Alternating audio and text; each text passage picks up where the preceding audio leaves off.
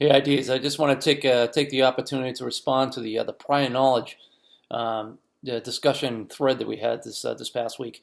And prior knowledge is, I think, is one of the most important things that we really can rely on in terms of helping instructors and students to be able to to invoke information and create meaningful learning experiences, things like that. It's something that we can just really fall back on. And it's good and it is bad, as you probably saw, right? Prior knowledge gives us a chance to hang new information onto stuff that we already know and attach it and make connections, right?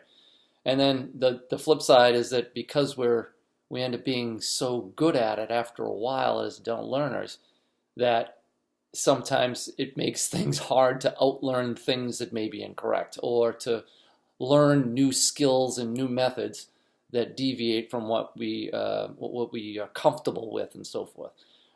So it's a really kind of a fascinating topic, and I've actually presented on it on prior knowledge and uses and prior knowledge and using prior knowledge strategies and things like that. And it's really just really an interesting thing.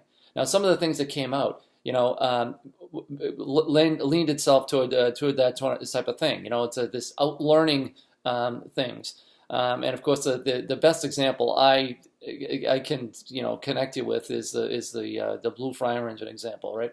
We're all so good at knowing things that are familiar with us, but sometimes when something new comes across, it's hard to make sense of it, and it seems like the Blue Fire Engine seems like it's a rather an outlier type of thing, and it's hard to buy, right? But that's just like one of those examples, So how is it that we can use prior knowledge to help help students learn new content and things like that? One of the things that it's really important is to make connections with something that's familiar, familiar experiences, familiar activities that they've done in the past that you know of, those types of things.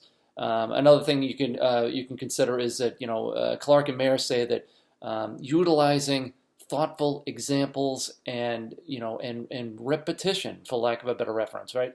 That helps too, giving them that opportunity to practice, okay, what they've learned, and then relearn, so that they're obviously just solidifying the information for them.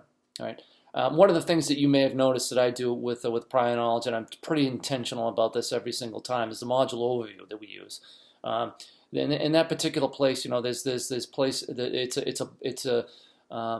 it's a point in the module experience that I want to bring you in to something familiar so that you are prepared for the new content.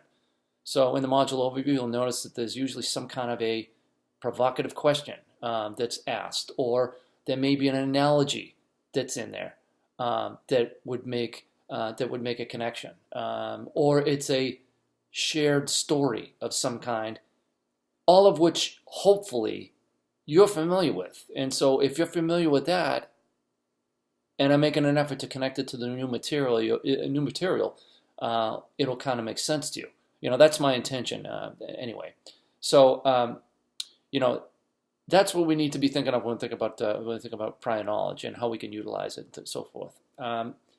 Those connections obviously were made in the discussion, and some of the things that I mentioned here are obviously taken from from the discussion. So great job in the discussion this week, and enjoy the rest of Module 3 as we move forward with tools. All right, have a great day.